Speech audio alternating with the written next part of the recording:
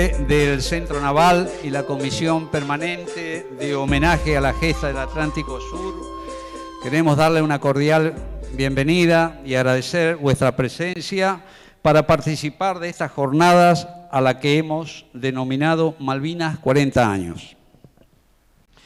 Luego de la exposición del señor capitán Santillán, se abrirá una etapa de preguntas.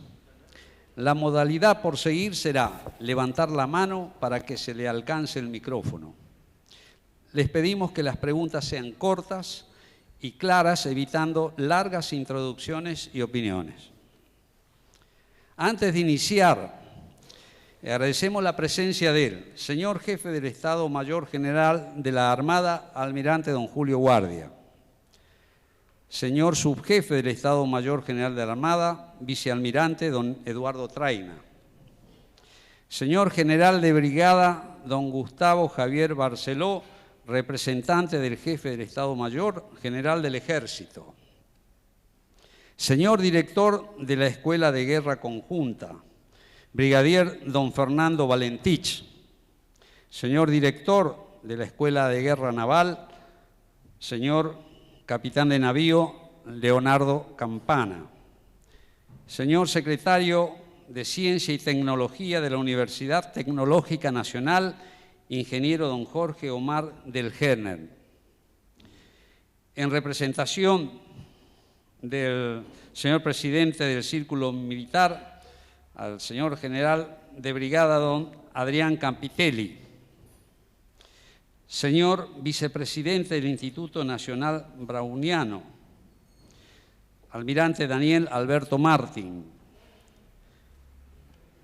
señor expresidentes del Centro Naval, Almirante don Antonio José Mozzarelli, señores representantes de autoridades nacionales, provinciales y municipales, autoridades y representantes de instituciones amigas, señor capitán de fragata don Mario Calderón, jefe de cuerpo de la Escuela Naval Militar en representación de su director, cadetes de la Escuela Naval Militar, herederos de nuestros veteranos de guerra y custodios de sus acciones y glorias. Y finalmente, a nuestros veteranos de guerra de Malvinas, centro y objeto de estas jornadas. Señoras, señores, dicho esto, iniciaremos esta jornada con la entonación de las estrofas del himno nacional argentino, que será cantado por el señor veterano de guerra de Malvinas, don Fabio Santana, y que será acompañado en el piano por la señora doña Margarita Douna Eva.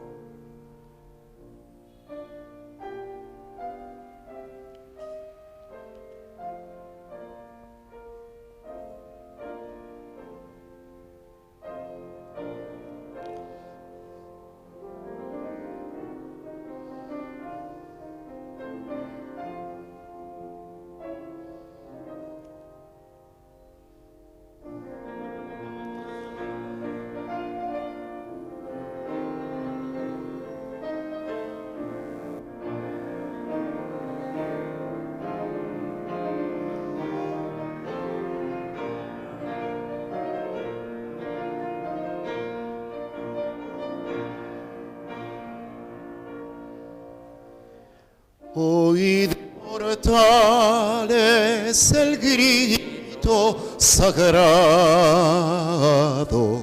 libertad, libertad, libertad. Oíd el ruido de rotas cadenas, ve del trono a la noble igualdad.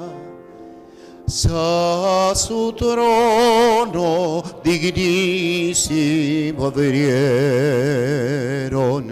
las provincias unidas del sur, y los líderes del mundo responden al gran pueblo argentino salud, al gran pueblo argentino salud. Y los líderes del mundo responden al gran pueblo argentino salud.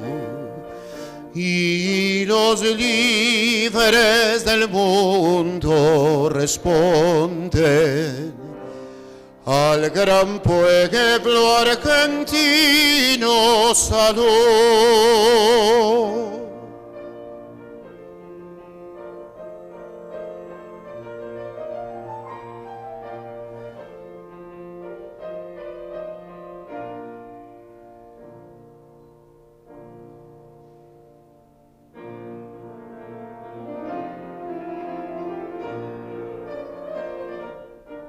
Sean eternos los laureles que supimos conseguir, que supimos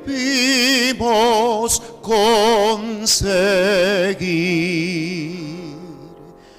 Coronados de gloria, vivamos. Oh, juremos con gloria a morir, oh, juremos con gloria a morir, oh, juremos con gloria a morir. ¡Viva la patria!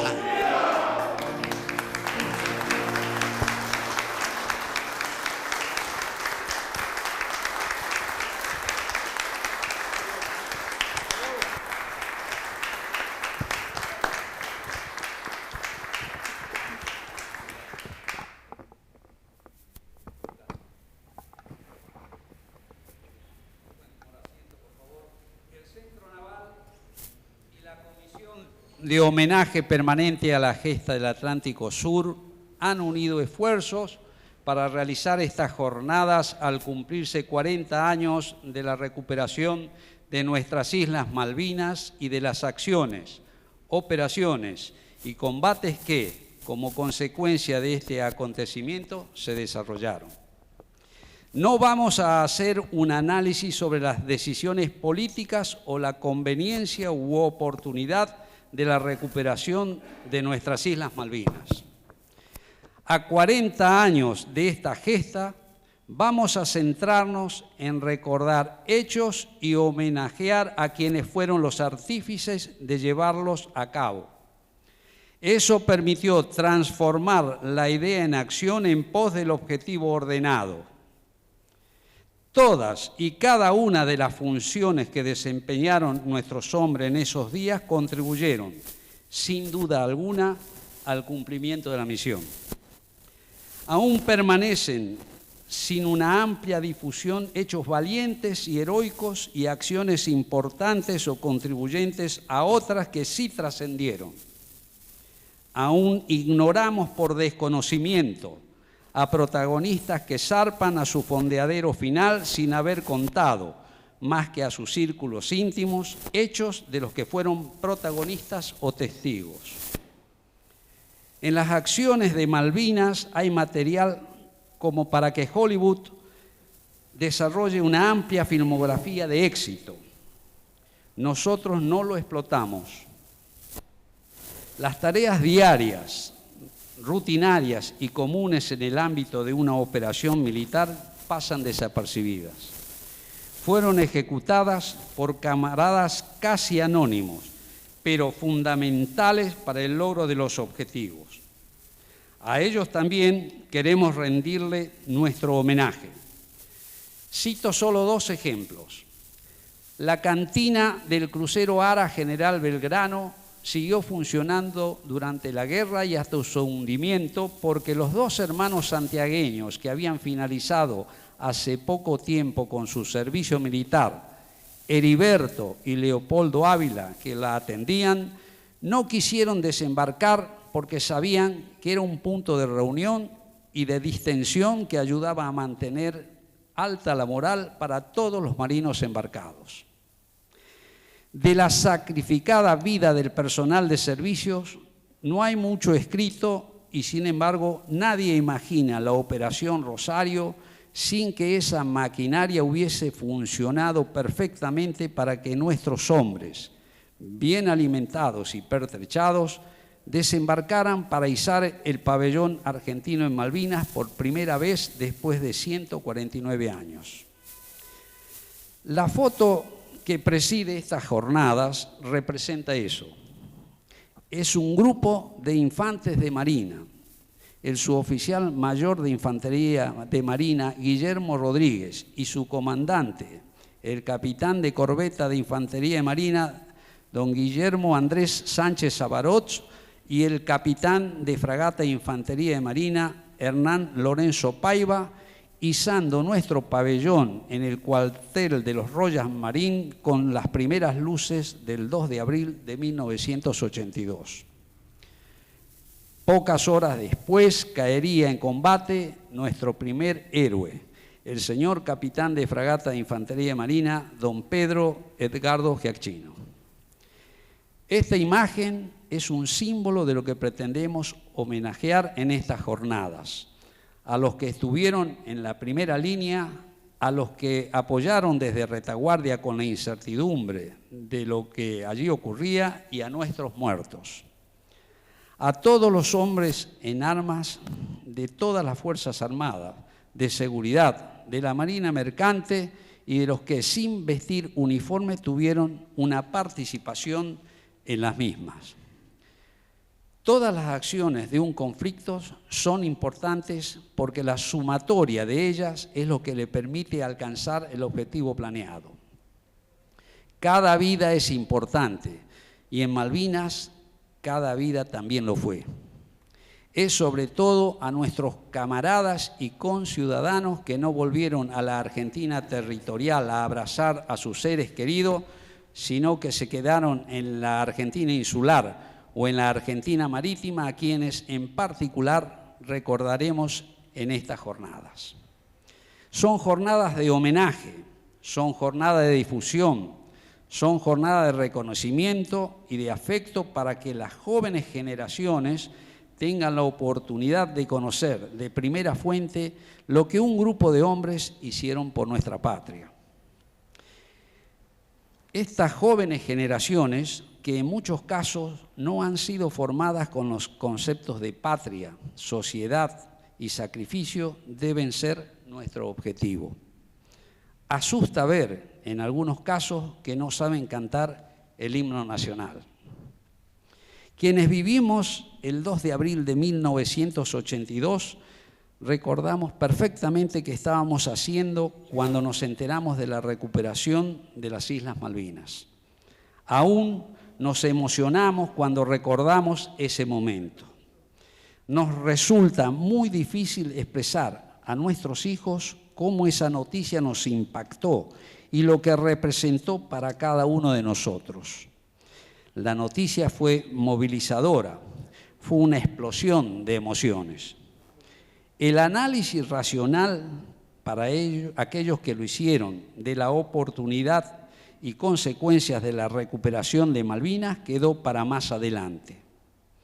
Nadie se privó de gozar en plenitud este acontecimiento.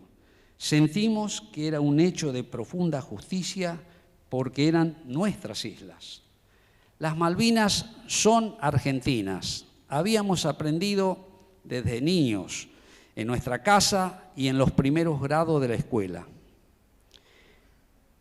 Es por todo lo expresado que el objetivo de estas jornadas es cada una de las Fuerzas Armadas, de seguridad, de la Marina Mercante y de los civiles intervinientes puedan rendir su homenaje relatando todas las acciones que llevaron a cabo, para que al menos tengamos dimensión del esfuerzo, sin olvidar que atrás de cada hecho hubo, como en una película, protagonistas que son los que conocemos, pero que también los que estuvieron tras las bambalinas y que fueron, en definitiva, los que dieron el apoyo, el soporte, la logística, la contención para el logro de la tarea. Detrás de cada veterano de guerra que desembarcó, que combatió, hubo una familia, un pedazo de la sociedad. Cuando la derrota llegó, no estuvimos como sociedad a la altura de las circunstancias. La indiferencia hacia los veteranos de guerra, tal vez explicadas en la tristeza de haber perdido nuestras islas, fue una prueba de que ellos debieron soportar. Gracias a Dios, la verdad y la justicia al final siempre prevalecen. Y aunque tarde, nuestra sociedad empezó a reconocer a sus compatriotas y darse cuenta de que habían combatido por lo que ellos también creían. Estamos en ese proceso, pero es necesario no dejar pasar un día sin que cada uno de los participantes pueda contar su experiencia para que con esos relatos transmitidos por la fuente primaria pueda escribirse la historia cuando ya ninguno de nuestros veteranos de guerra estén en este mundo. Ese es el objetivo de esta jornada. Y esta imagen que la presida intenta ser una síntesis de todo esto. Muchas gracias.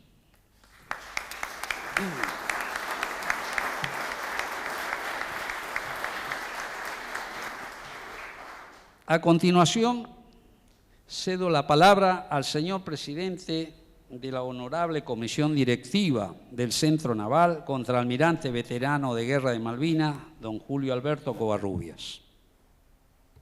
Antes de iniciar estas jornadas, les solicito nos pongamos de pie y rindamos un minuto de silencio a todos nuestros camaradas que dejaron su vida en nuestras islas y aguas del Atlántico Sur, y a los que zarparon al fondeadero final luego de terminada la contienda.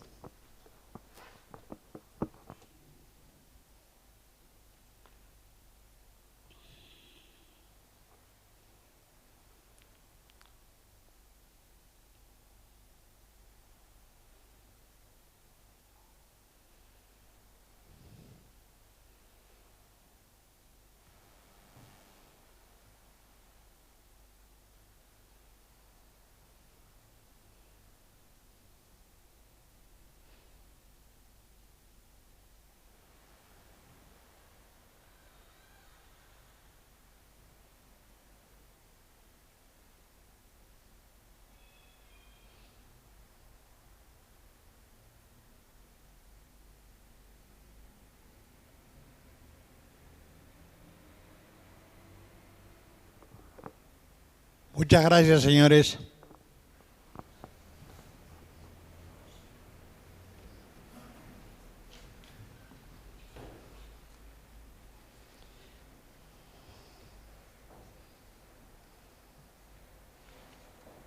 Sí.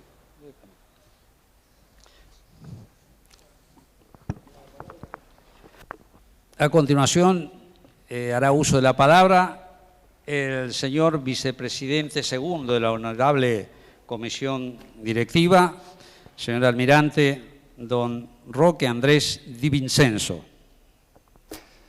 Bueno, buenas tardes. Agradezco la presencia de todos ustedes y les doy la bienvenida a este ciclo de conferencias denominado Malvinas 40 años, donde entre los meses de marzo y noviembre diferentes exintegrantes de las Fuerzas Armadas, Fuerzas de Seguridad y civiles que participaron en la contienda harán un pequeño desarrollo de las actividades que realizaron durante el primer semestre del año 1982, pero básicamente brindarán un homenaje a todos los que participaron exponiendo su vida en la recuperación y defensa del territorio argentino. Estas jornadas serán principalmente, como dijo el capitán Fajre, un homenaje a nuestros héroes que son la expresión más acabada de dignidad y amor a la patria. Espero que su ejemplo nos siga inspirando con el mismo espíritu de vocación, entrega y sacrificio. Queremos homenajear a todos y cada uno de los que participaron en el conflicto, desde las más altas autoridades hasta el último soldado. Aquellos que por sus acciones heroicas son conocidos y aquellos otros muchos héroes anónimos que aportaron su pequeño granito de arena para poder lograr la defensa de la patria luchando por los derechos soberanos. Será un homenaje a todos los que tuvieron la suerte de regresar, pero también un homenaje a todos los que descansan en las frías aguas del Atlántico Sur y en tierra malvinense. Queremos hacer también un reconocimiento a los familiares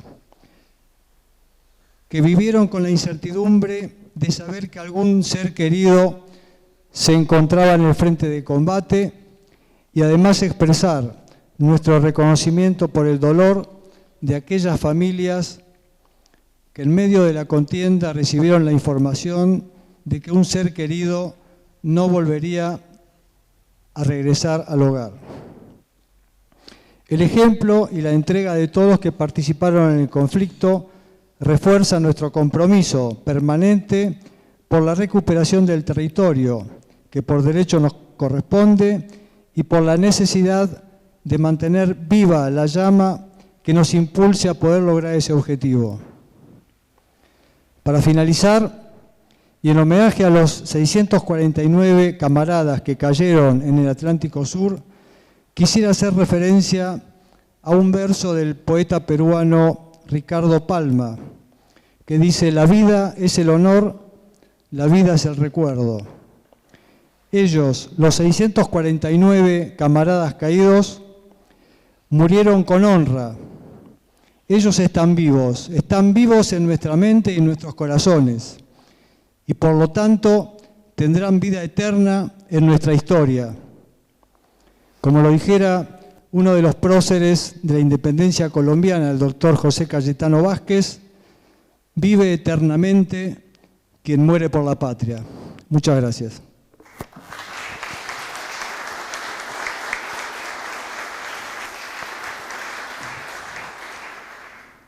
A continuación, cedo la palabra al señor presidente de la Comisión Permanente de Homenaje a la Gesta del Atlántico Sur, teniente coronel retirado, don Ernesto Fernández Maguer. Buenas tardes, señoras, señores. Tengo que agradecer en principio profundamente al Centro Naval esta iniciativa.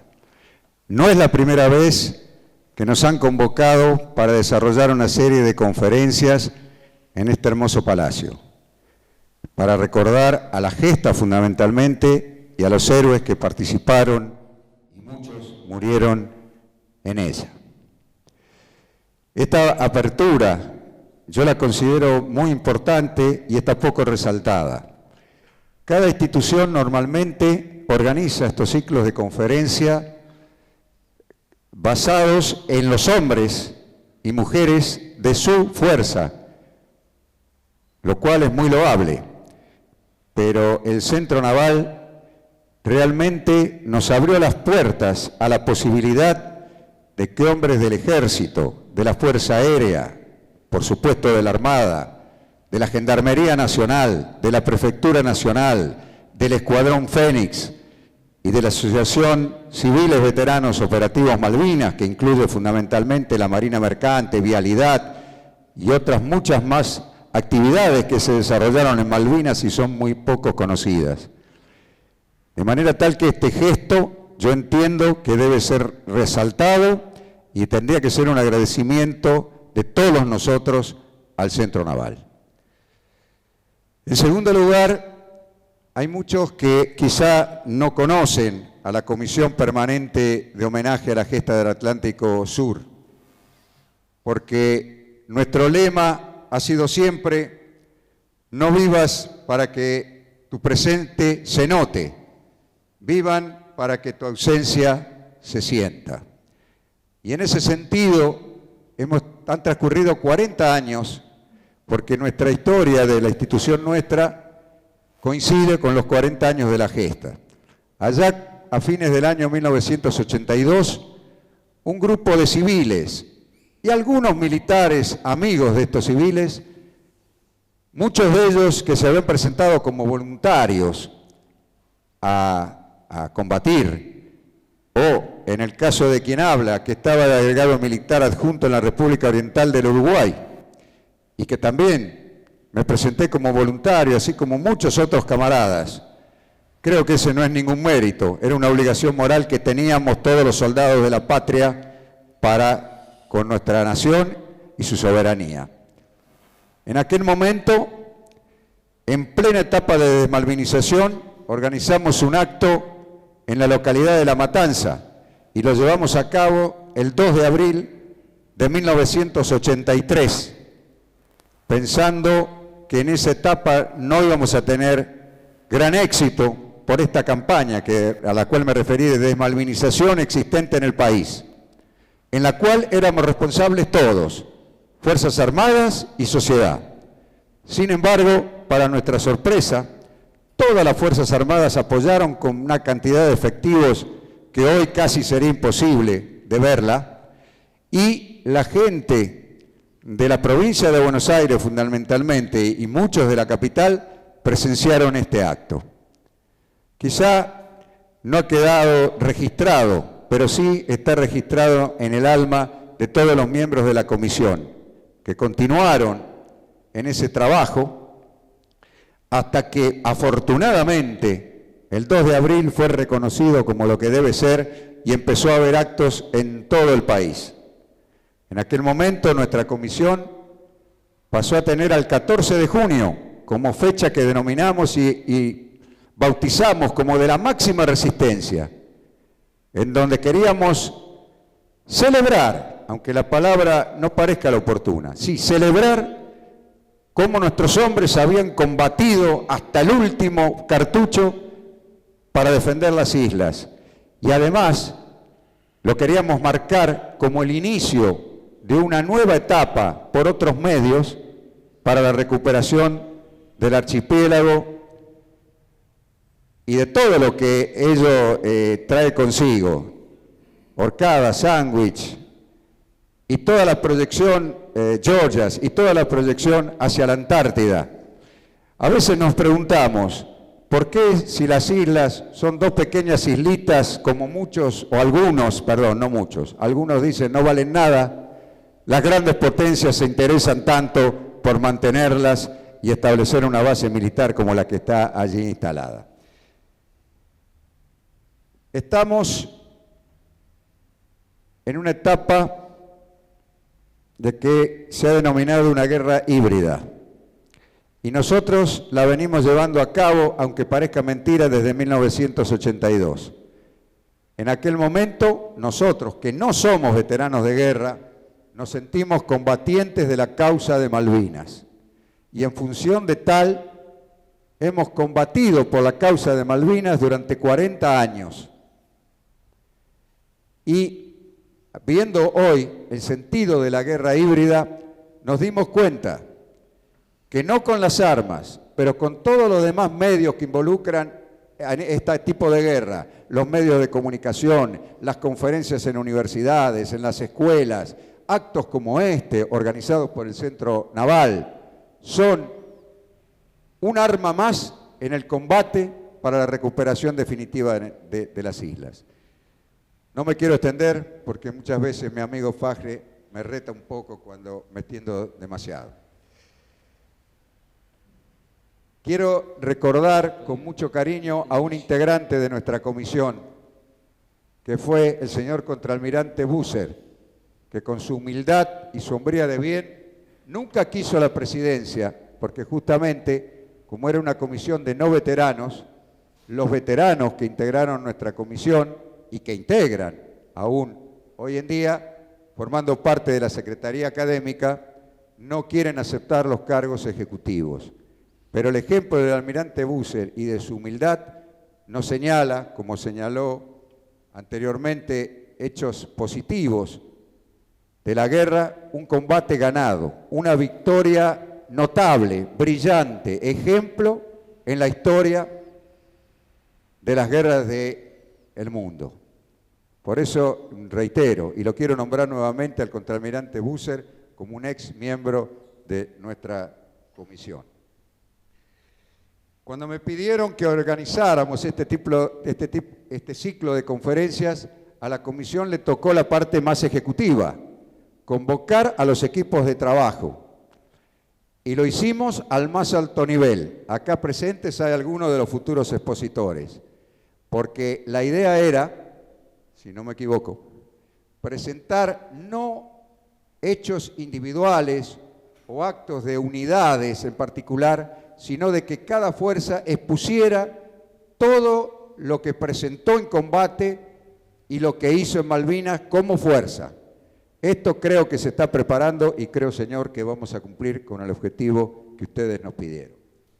Y quiero decir también que para satisfacción del Centro Naval, al escuchar la posibilidad de estas conferencias, tanto el Círculo Militar, que acá está el general Capitelli presente, que es el coordinador de estas conferencias, y el brigadier Lema en el Centro de Oficiales de las Fuerzas Armadas, nos pidieron que repitiéramos ese mismo ciclo de conferencias en sus instituciones. Así que cuando se conozca la grilla de las exposiciones, aquel que por alguna razón no la pueda escuchar en el Centro Naval, tiene otros 2 lugares para presenciar y también escucharlas. Así no pierden ninguna de las brillantes conferencias que sé que van a hacer. Para terminar, les quiero decir cuál fue el objetivo que la comisión se planteó para este 40 aniversario, que fue colaborar y difundir a partir de la fecha que nos lo fijamos y hasta el 14 de junio del 2022, todas las acciones para celebrar el 40 aniversario de la gesta de Malvinas. Y una segunda parte que es por la negativa, y es muy importante, impedir con todo lo que esté a nuestro alcance las viles actitudes de aquellos muy poquitos veteranos y otros que desean ensuciar las relaciones de camaradería entre los distintos soldados que combatieron, tratando de dividirlos por fuerza o por jerarquía o por lo que sea, buscando que la gesta no tenga el reconocimiento que corresponde. Hemos hecho todo lo posible para evitarlo, porque la realidad es que soldados, suboficiales, civiles y oficiales, todos han puesto todo de sí para luchar por la soberanía nacional en una guerra inconclusa.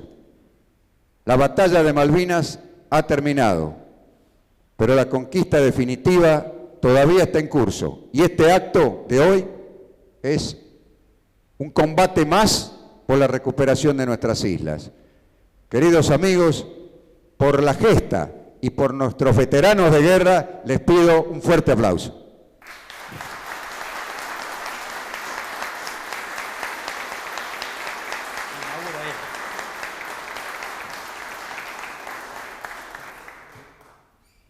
Gracias, señores. Después de esta introducción, procedo a dejar formalmente inauguradas las jornadas Malvinas 40 años. Muchas gracias. Muchas gracias, señor.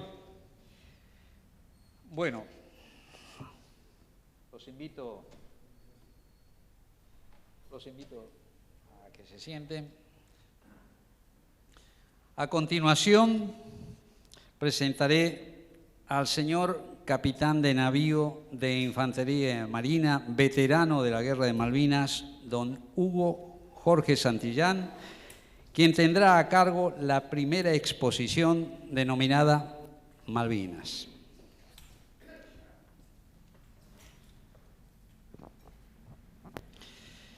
Nació el 29 de enero de 1947.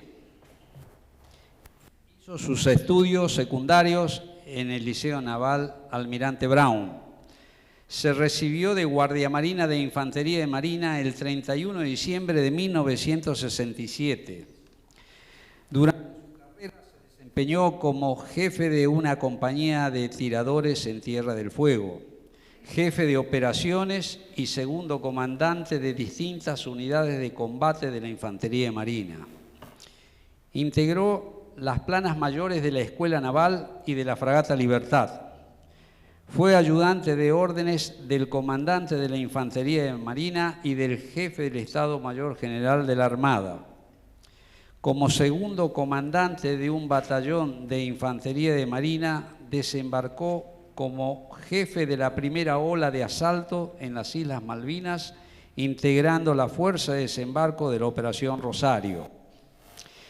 Ejerció el comando del Batallón de Seguridad de la Armada, del Batallón de Infantería de Marina número 3, de la Fuerza de Infantería de Marina de la Flota de Mar y de la Base de Infantería de Marina Baterías.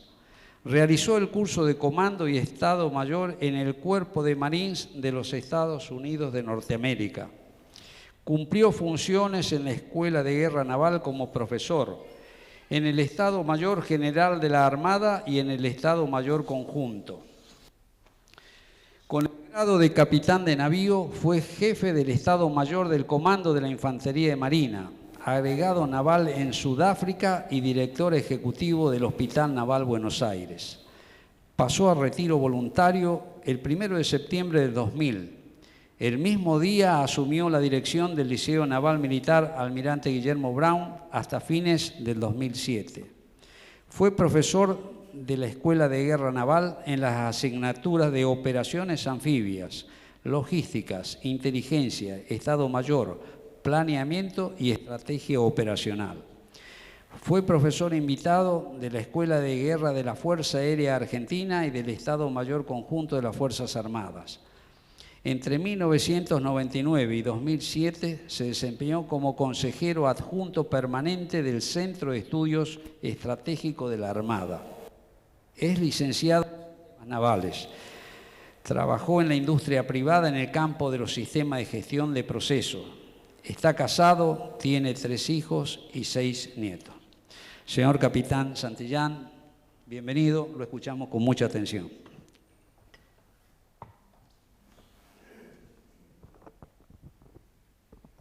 Muchas gracias, señor capitán.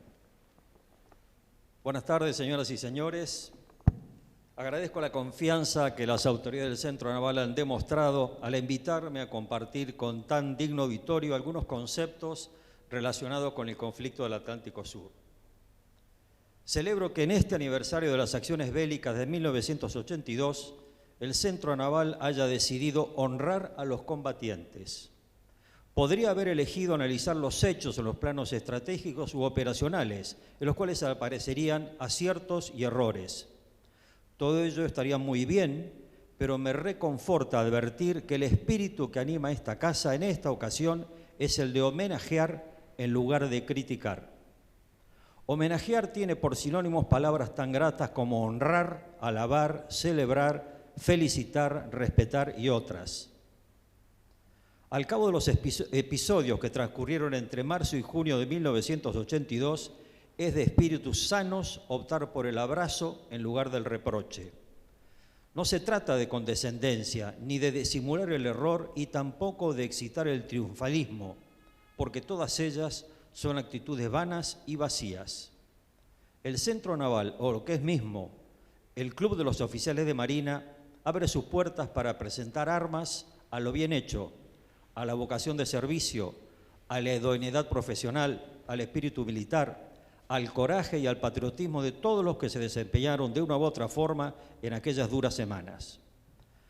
Como se dijo, aquí se hablará de miembros de las Fuerzas Armadas, de seguridad y de civiles sin distinción.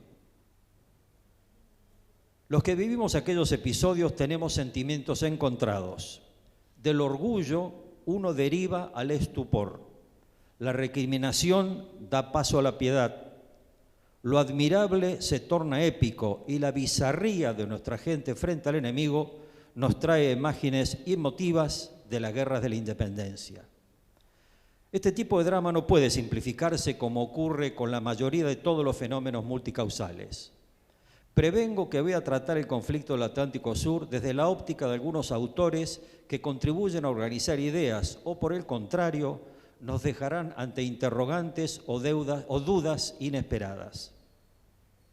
La campaña de desmalvinización lanzada desde 1982 en adelante y en especial a partir de 1984 contribuyó significativamente a escatimar del conocimiento de la opinión pública lo realmente ocurrido durante el conflicto. Para tratar de ordenar algunas ideas, elegí cuadernos ajenos, porque a veces uno se deja llevar por pasiones oscurecedoras. Comencemos. Supuestos expertos criollos en el arte de la guerra en el mar le regalan a la Royal Navy una superioridad, suficiencia y éxitos fuera de proporciones. Repasemos algunos párrafos de lo que escribió el mismo almirante Sandy Woodward, nada más y nada menos que el comandante de la flota británica durante el conflicto. Dijo que los años transcurridos del cese de hostilidades en el Atlántico Sur con frecuencia se ve obsequiado con una expresión de cualquier persona con el cual él se cruza. Y la expresión es: fue una horrible y pequeña guerra, ¿no? Contesta el almirante. Con mucha frecuencia uno oye hablar de cuánto peor han sido las cosas en el Ulster, en Malasia, en Corea y en Kenia, así como en otros lugares, donde las cifras de bajas llegan a niveles superiores a los 800, en lugar de los 250 británicos que murieron en las Falklands y sus alrededores en 1982. La diferencia está en que perdimos esos 250 hombres en 6 semanas y no a lo largo de un periodo de años. Sigue el almirante. Durante ese tiempo, yo perdí casi la mitad de mis destructores y fragatas con que había comenzado. Las muertes ocurrieron a una velocidad particularmente elevada, más de 10 veces peor que lo sufrido por cualquiera de nuestras fuerzas después de la Segunda Guerra Mundial. Las comparaciones con otros conflictos británicos, sigue diciendo el almirante Woodward, de los años 40 años anteriores, rara vez hacen justicia al valor de las personas que sirvieron en una de las más sangrientas luchas en mucho tiempo, siendo la Marina la que llevó la peor parte. Más de la mitad de los muertos británicos fueron de la Royal Navy, de los Royal Marines, de la Marina Mercante y de la Flota Auxiliar Británica. Por cierto que fue horrible, pero pequeña, ¿no les pareció así a aquellos que se enfrentaron a las oleadas de aviones argentinos que volaban a gran velocidad sobre el estrecho de San Carlos? Como tampoco aquellos que tuvieron que combatir los incendios a bordo para luego esperar en tenso silencio el siguiente ataque argentino. Lo único pequeño respecto de nuestra guerra fue que el número total de personas directamente involucradas era de unas 25.000 y, por supuesto, el tiempo de duración de la lucha, solo 6 semanas. Finaliza diciendo el almirante británico: aquellas semanas tenían días y a veces horas que parecían una eternidad para quienes luchaban allá.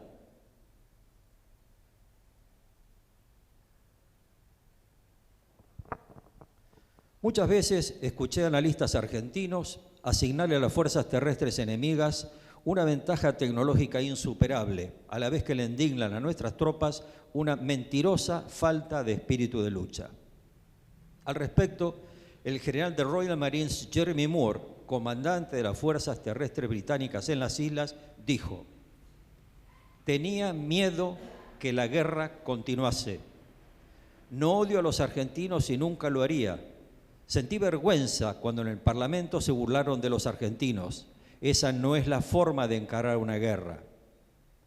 Fue entrevistado por una periodista del diario Clarín y a una gran pregunta el almirante contestó: ¿si podían haber ganado los argentinos? Sí, estuvieron a días de ganar la guerra. Nos forzaron a operar de noche. En la noche reina la confusión y el caos. Los militares argentinos combatieron con valor, defendiendo el terreno palmo a palmo. Sigue hablando el general británico. Cada metro de las islas nos costó el sacrificio y la sangre de nuestros hombres. Nos habían indicado desde Londres que debía utilizar el término rendición incondicional, pero la lógica me decía que incondicional no tenían más que un sentido psicológico. Era muy consciente que los argentinos son un pueblo orgulloso y que el honor militar tiene mucha importancia para ellos. Esto lo dijo el general enemigo. Calibremos lo que acabamos de escuchar. Sigo. Hubo 3 ocasiones, al menos en mi conocimiento, en las que el Reino Unido tomó la iniciativa para tratar con la Argentina la cuestión de fondo del caso Malvinas. El 29 de marzo de 2012, el diario La Nación publicó un artículo titulado «Las propuestas secretas de los ingleses a Perón por las Malvinas», en el que el señor embajador Carlos Ortiz de Rosas revela detalles de gestiones generalmente desconocidas por Malvinas. El artículo comienza diciendo que el 11 de junio de 1974, Gran Bretaña le propuso al presidente Juan Domingo Perón una administración compartida sobre las islas. Se trató de un non-paper, es decir, un documento no oficial, en el que se proponía un condominio sobre las islas. La intención, dice el escrito, era poner fin a la disputa sobre la soberanía y crear una atmósfera favorable dentro de la cual los isleños podrían desarrollarse de acuerdo a sus intereses, no sus deseos, sus intereses. Aquel texto fue entregado por el entonces embajador británico en Londres, James Hutton, a Perón y a su ministro de Relaciones Exteriores, Alberto Viñes, en una reunión confidencial. Entre otros puntos, proponía que las banderas de Gran Bretaña y Argentina fueran enarboladas juntas, que allí convivieran el inglés y el castellano como idiomas oficiales y que el gobernador de las islas fuera designado de manera alternada por la reina y el presidente argentino. Sobre estas bases, el gobierno de Su Majestad propone que si el gobierno argentino está de acuerdo, deberían realizarse conversaciones oficiales o preliminares en Buenos Aires lo antes posible. Concluye aquí el texto del artículo.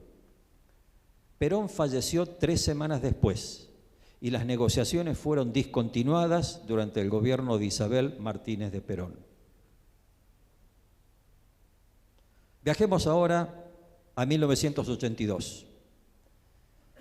El mismo diplomático y abogado, el doctor Carlos Ortiz de Rosas, estaba en la Embajada Argentina en Londres, cuando en la madrugada del 2 de abril de 1982 se conoció el desembarco argentino en Malvinas. Dijo que apenas se enteró, supo que el trabajo de años se venía abajo. En la ocasión, opinó que lo único que había logrado el presidente Galtieri fue darle la oportunidad a Margaret Thatcher de no ser eyectada del gobierno británico. Seguía diciendo que, además de trágico, el de la guerra fue un camino equivocado, porque se habían dado pasos concretos para resolver el problema de la soberanía por la vía pacífica, reflexiona. Y recuerda, en 1966, es decir, 8 años antes, Henry Holler, subsecretario del Foreign Office para Asuntos de América del Sur, me invitó, dice el embajador Ortiz de Rosas, a un restaurante muy bueno en Londres y en términos confidenciales me informó que las islas ya no tenían el valor estratégico de antes y que tarde o temprano iban a integrarse con Argentina. Me recomendaron hacer lo posible para conquistar la mente y el corazón de los isleños, agrega. Incluso en febrero de 1982, días antes de la guerra, en las rondas de las Naciones Unidas se discutió la posibilidad de un retroarriendo para que los ingleses se comprometieran a administrar las Malvinas por un determinado número de generaciones y luego cedieran la soberanía, manifiesta Rosas. Considera que la historia hubiera sido distinta si se hubieran dado pasos para que los isleños sintieran que la tutela argentina era lo mejor para sus intereses. Hasta aquí lo recordado por el embajador Ortiz de Rosas. Ahora voy a recurrir a un socio del Centro Naval para resaltar un hecho que, como los relatados precedentemente, pasó casi ignorado por el gran público. El señor contraalmirante don Edgardo Saigura escribió un artículo en el número 827 de Boletín del Centro Naval titulado «Malvinas ya serían nuestras». Luego de relatar los contactos que tuvo con el Reino Unido a lo largo de toda su carrera naval, nos comenta un episodio que juzgo muy significativo. Dice lo siguiente, y esto es un extracto. A mediados de 1978, el encargado de negocios de la Embajada Británica, no había entonces embajador, me invitó a un almuerzo, solo con él, para informarme que tenía instrucciones del gobierno británico de proponer a la Argentina un arriendo con posterior reconocimiento de soberanía sobre las islas por 25 años, basado en procedimientos compartidos con las autoridades británicas el año anterior en Londres. Sigue diciendo el almirante Segura, fue grande mi sorpresa cuando me informó que tenía orden del gobierno inglés de canalizar la propuesta al gobierno argentino por mi intermedio. El almirante Segura había sido agregado naval en Gran Bretaña. Terminado el almuerzo, fui de inmediato al Palacio San Martín y pude reunirme con el ministro de Relaciones Exteriores, por entonces el vicealmirante Oscar Montes, a quien le detallé la propuesta recibida y los antecedentes de mis reuniones en Londres el año anterior.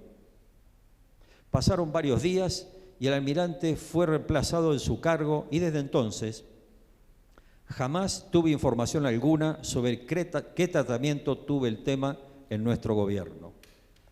Estoy convencido, decía el almirante Segura, que desde el año 2004 las Islas Malvinas pudieron ser de exclusiva soberanía de nuestro país. Termina diciendo el señor almirante, conociendo las circunstancias relatadas, queda uno con sentimientos muy densos.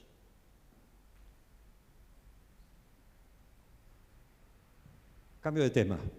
Existe bastante literatura doméstica y extranjera que arrojan juicios de valor sobre la forma en que el gobierno militar argentino y el de Su Majestad Británica manejaron la crisis del Atlántico Sur. Veamos el pensamiento del almirante Harry Train de la Armada de los Estados Unidos, que en 1982 era comandante en jefe de la flota del Atlántico de los Estados Unidos y comandante supremo de la NATO en el Atlántico. En un ensayo titulado Malvinas, un caso de estudio, decía el almirante Train: el conflicto de Malvinas, rico en decisiones políticas militares y lleno de errores y cálculos equivocados en ambos bandos, provee una excelente oportunidad para que nuestros generales y almirantes examinen una compleja construcción diplomática y comprueben cómo los factores políticos causaron el fracaso del proceso diplomático, dando por resultado la guerra. Es también posible examinar, decía el almirante Train, el periodo de desarrollo de un conflicto durante el cual un bando actuaba todavía según las reglas para el manejo de crisis, Argentina, mientras el otro ya estaba en guerra, Reino Unido. Fenómeno político-militar nunca acaecido antes en la moderna historia militar. Vamos a cambiar de fuente. En ambos lados del Atlántico se dice que la primer ministra británica aprovechó la crisis de Malvinas para continuar en su cargo, a la vez que se acusa al gobierno militar argentino de explotar la recuperación de los archipiélagos australes para distraer la atención lejos de los problemas internos del país y mantenerse en el poder. Sobre este punto es el turno de una dama que conocí en un centro de estudios estratégicos de la República de Sudáfrica. Me refiero a Virginia Gamba, una diplomática argentina especialista en desarme, paz y seguridad humana. Fue representante especial del Secretario General de Naciones Unidas para la Infancia y los Conflictos Armados. En una entrevista que publicó el diario La Nación el 26 de febrero de 2012, dijo: un gobierno democrático y legítimo tiene en su posición herramientas de Estado económicas, políticas, diplomáticas, morales y militares para poder responder a cualquier tipo de acción. Un gobierno militar, generalmente, potencia la respuesta con aquello que naturalmente es su herramienta, la solución militar o la fuerza en casi todo lo que ocurre. Es lógico. Sigue diciendo la señora Gamba. Creo que en el caso Malvinas hubo una reacción militar que no fue planeada tal como sucedió. Estoy absolutamente segura que para diciembre de 1981 los militares ya tenían una idea muy clara de que iban a tener que hacer algo para forzar a Gran Bretaña a negociar de una vez la soberanía de las Islas Malvinas. Estaban muy preocupados por cuestiones geopolíticas. Todavía se estaba negociando en el Vaticano con Chile por la cuestión del Bigle. Entonces, había muchos temas en el aire que afectaban la soberanía y también la libre circulación de la Argentina en su propia zona de interés. Así que, invariablemente, cualquier cosa que estallara en el Atlántico Sur iba a requerir una acción fuerte. Gran Bretaña confundió los mensajes de la Argentina, que trataba de decirle en forma muy clara: necesito soluciones en el tema Malvinas. En Inglaterra la crítica es la misma. Se dijo que todo fue para tapar los problemas domésticos de la señora Thatcher en un momento de baja popularidad. Pero afirmar hoy, 30 años después, todo eso fue una aventura militar hecha por un gobierno agonizante que quería perpetuarse en el poder es un simplismo muy grande. Me permito recordar que estas palabras de la señora Gamba fueron dichas hace 10 años.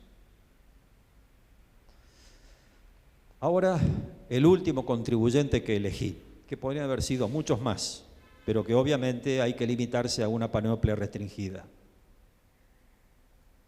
Ciertas plumas atribuyen a la escalada del conflicto a malas interpretaciones de los mensajes, intereses, medios, fines y actitudes de los gobiernos argentino y británico. Justamente estos asuntos fueron tratados en el ensayo de Joseph Tulchin, que era director del programa de América Latina en el Woodrow Wilson International Center for Scholars de Washington, Distrito de Columbia. Ese trabajo se tituló La Guerra de Malvinas de 1982, un conflicto inevitable que nunca debió haber ocurrido. Cito textualmente partes de ese trabajo. La guerra entre Gran Bretaña y Argentina por las Islas Malvinas fue extraña en varios aspectos. Todos los involucrados la vieron venir con meses de anticipación. Sin embargo, nadie podía ni quería detenerla.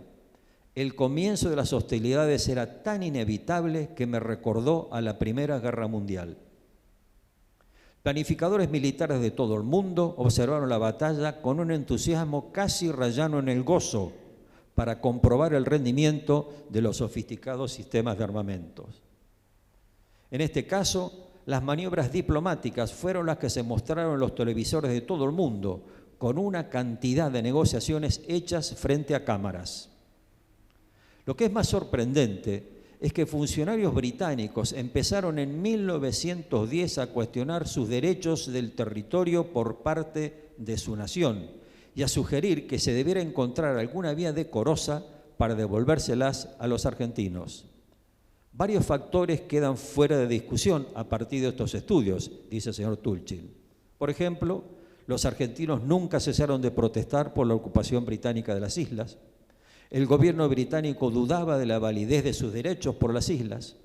Desde 1930 el gobierno británico estaba convencido que no le convenía quedarse con las islas y sentía que debía encontrar un modo de entregárselas a los argentinos.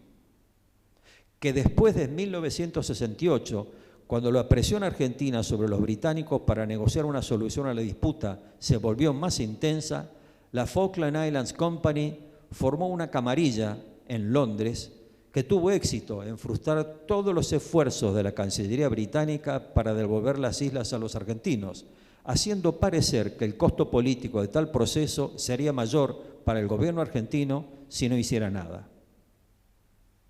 Hasta el final, sigue el señor Tulchin, la Junta, habla del gobierno militar argentino, se mostraba anonadada por el hecho de que la flota británica se hubiera molestado en venir todo el camino hasta el Atlántico Sur.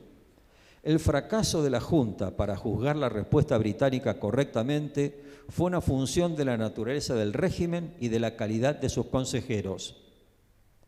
A pesar del encubrimiento oficial realizado por el Comité de Consejeros Privados liderados por Lord Franks, virtualmente todos los observadores concuerdan en que hubo fallas significativas de información en el lado británico y que el error principal de los líderes británicos fue simplemente la ignorancia de los antecedentes de la disputa y de la importancia que los argentinos le atribuían.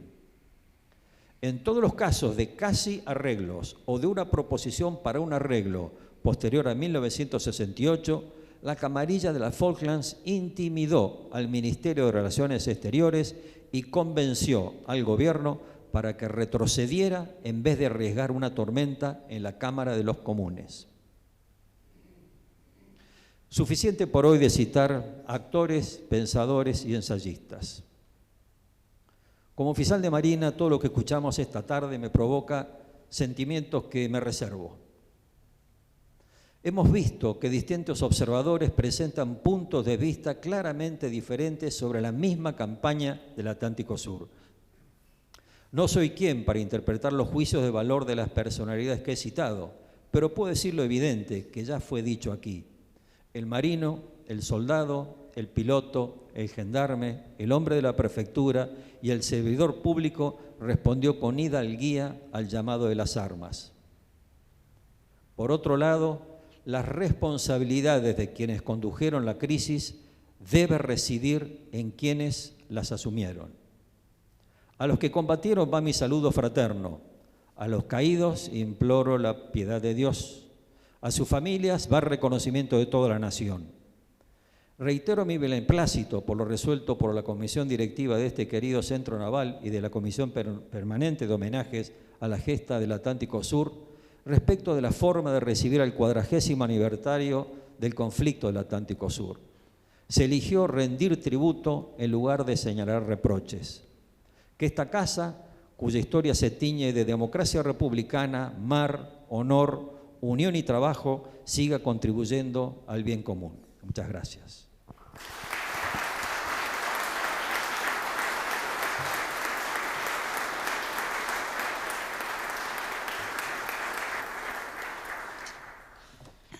Muchas gracias, señor. Muy claro, como siempre.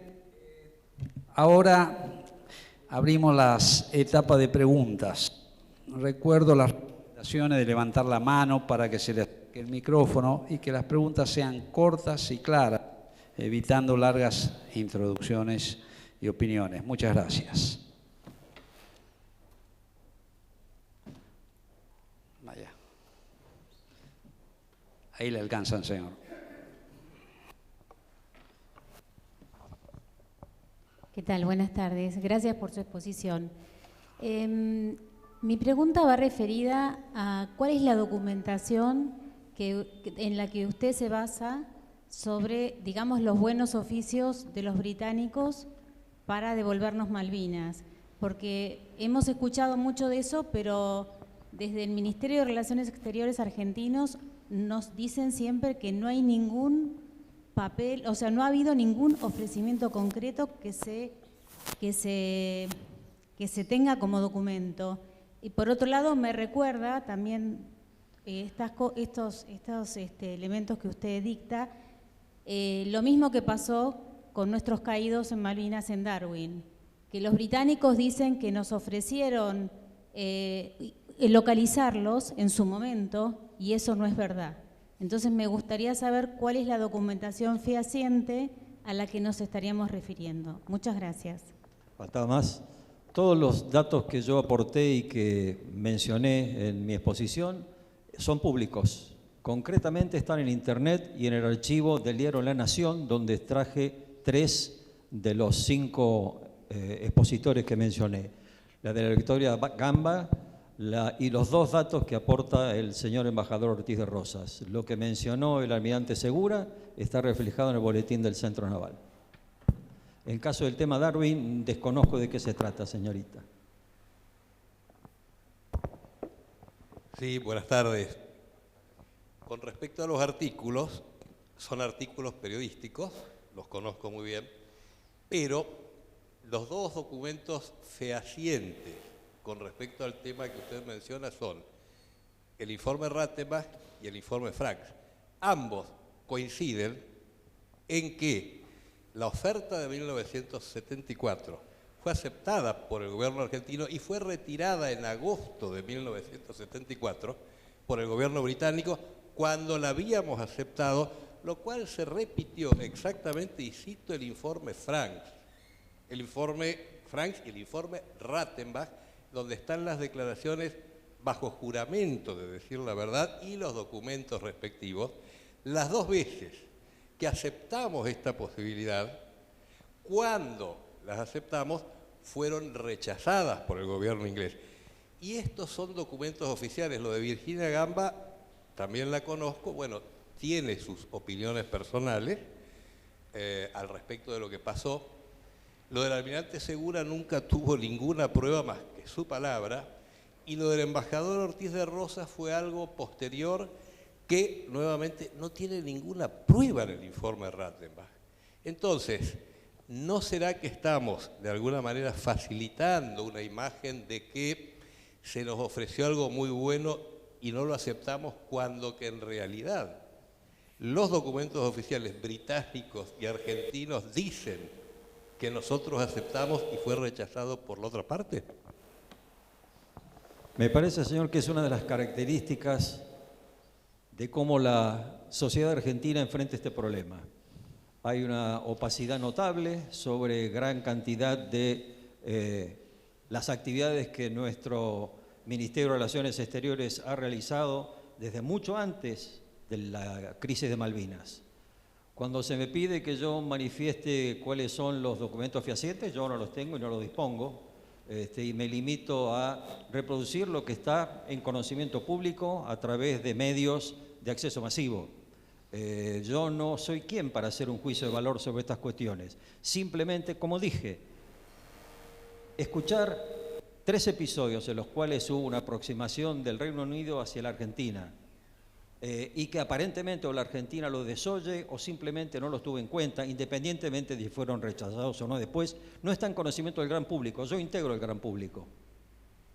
Así que las personas que han manifestado esa opinión, o el mismo Ministerio de Relaciones Exteriores, debiera hacer una especie de campaña de difusión pública para aclarar estos asuntos, porque están en conocimiento del gran público. Yo integro el gran público y acabo de reproducir lo que se encuentra en cualquier página de Internet y en los archivos, insisto, de la Nación.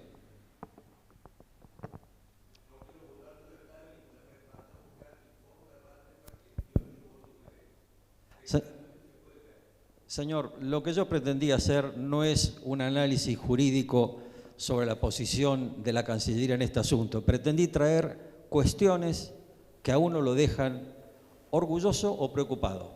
Y aquí está. Y si alguna persona no le ha gustado o entiende que está poco fundado, seguramente tiene razón.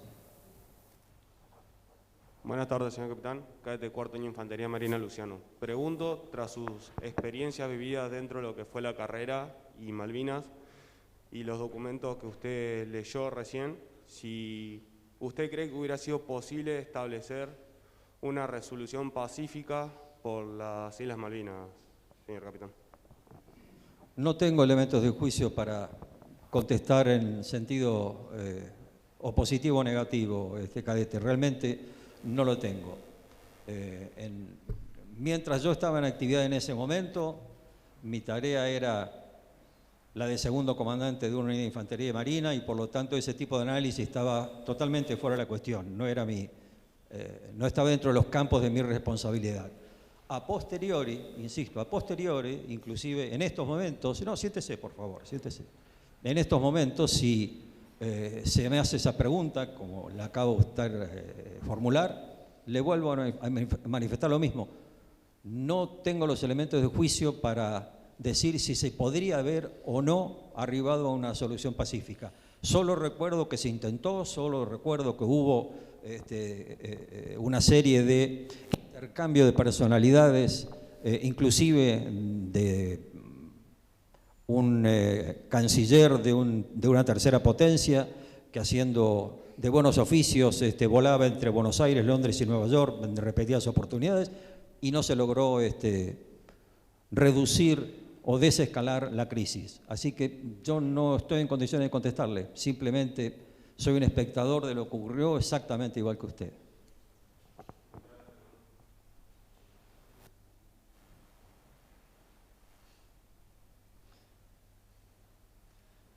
No más preguntas. Muchas gracias, señor.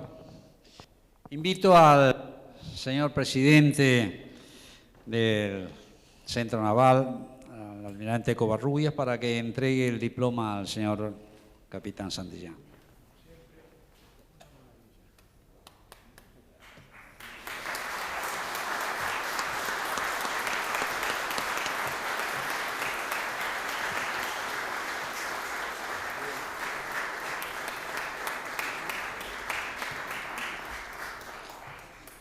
A modo de cierre de esta primera jornada, los invito a ponernos de pie para escuchar la Marcha de Malvinas, entonada por el señor tenor Víctor Bettinotti, acompañado en el piano por la señora doña Margarita Dounaeva.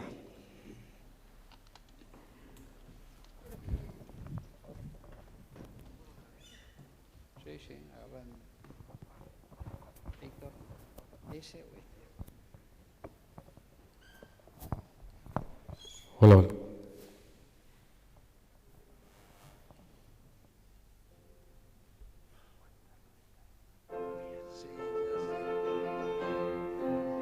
Tras su manto de neblinas no las hemos de olvidar. Las Malvinas argentinas clama el viento y ruge el mar. Ni de aquellos horizontes nuestra enseñan de arrancar. Hueso blanco está en los montes y en su azul se tiñe el mar. Por ausente, por vencido, bajo extraño pabellón, ningún suelo más querido de la patria en su extensión.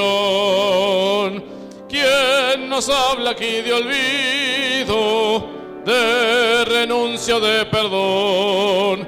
Ningún suelo más querido de la patria en la extensión. Rompa el manto de neblinas como un sol nuestro ideal.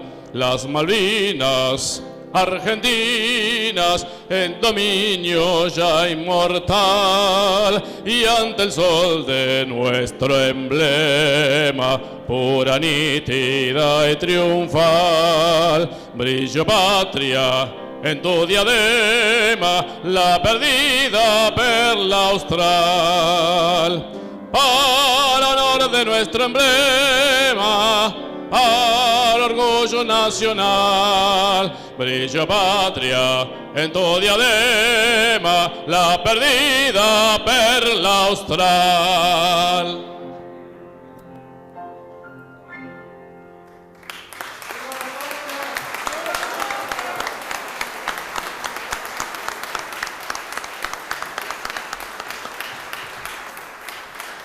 Muchas gracias. Señores, damos por finalizado esta primera jornada. Invitamos a todos los presentes a un café en la rotonda del Salón Blanco, que se encuentra a vuestras espaldas.